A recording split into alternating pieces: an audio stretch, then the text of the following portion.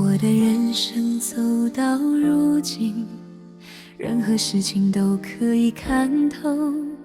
我不需要轰轰烈烈的爱情，我只需要一位相陪不离的爱人。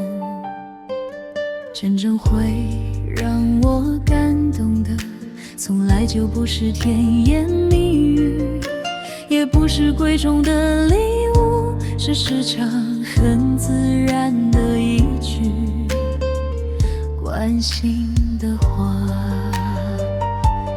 你好吗？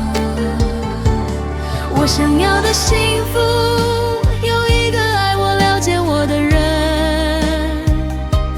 他温柔，他体贴，会将我放在心里。我想要的幸福，